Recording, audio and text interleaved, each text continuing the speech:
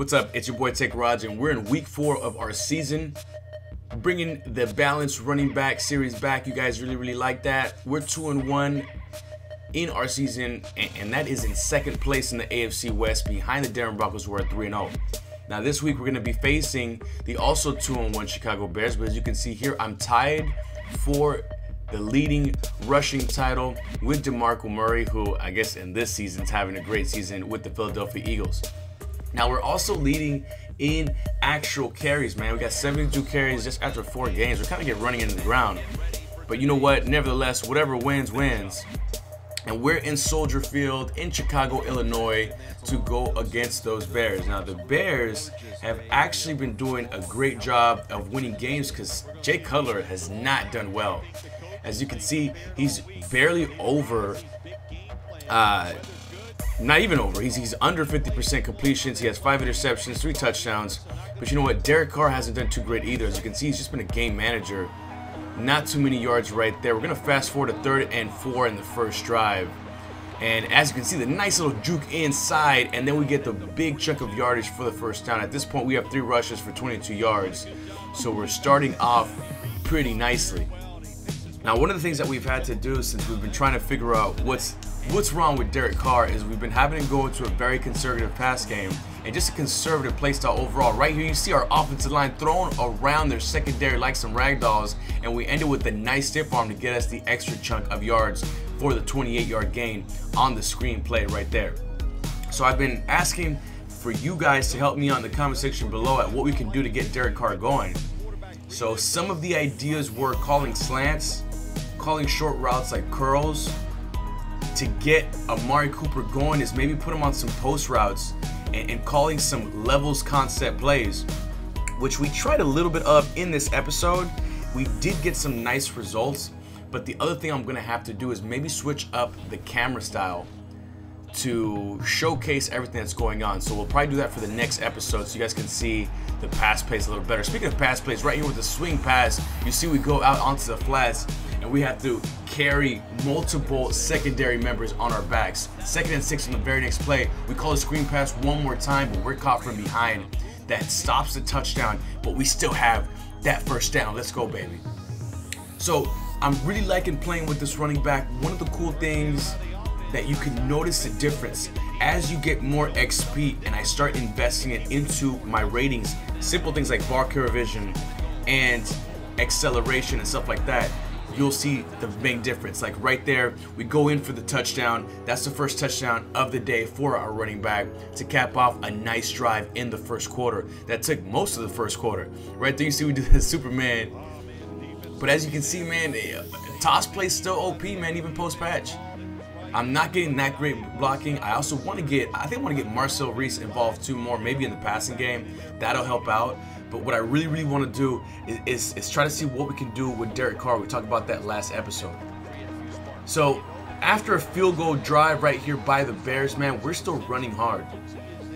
As I was saying earlier, man, ball carrier vision and awareness really matter in this year's game. It's still October, so you see that we were in the breast cancer awareness stuff right there. We shrug off a tackle, and we get a nice first down. Once again on the toss play, already in the 3rd quarter, as you can see, not much has happened. The Bears can't really do much on offense. Our defense is doing a really great job. And right here, you can see we spin into yet another touchdown, giving us a 14-3 lead right here. So it's 2 rushing touchdowns for us, man. It's pretty much getting too easy for us, man. We are on all Madden difficulty. But one of the things that's really helped us out is the fact that we're very elusive and we've been able to run through a lot of these tackles, man. One of the things that's really worrying me, though, is it's very easy to ground and pound against the Chicago Bears because their defense is kind of soft, man, to be honest with you. So right here, we get a nice chunk. And as you can see, last week we had 25 carries for 180 yards, averaging 7.2 yards per carry. And this week, we're not far off from that. We're obviously averaged more yards per carry last game. And right here on 3rd and 1, once again, man, we're just trying to get as many yards as possible and milking that clock. So let me know what you guys want us to do with this series, man. Do you guys want us to continue this series and see how far we can go? And as you can see, you see the speed, man, that we're picking up. Or do you want me just to finish this season and then maybe go to a different position? I don't know, man. I'd like to see maybe if the Raiders brass actually brings in some better players, because the real life Raiders aren't doing too bad at all. I'd also like to see how it works whenever you ask for a release, to see if we can maybe go to another team. But the way that it's going, man, as you can see right there, we get the 3 points. We get 17-3 lead right there. So the Bears are going to have the ball. They're going to have an opportunity to kind of maybe get something. As you can see, Jay Cutler throws a touchdown to Alshon Jeffrey. They try to go for the onside kick, but to no avail. So a pretty uneventful game, man. To be honest with you, the game wasn't all that exciting. The Bears didn't really make a game of it until the end there.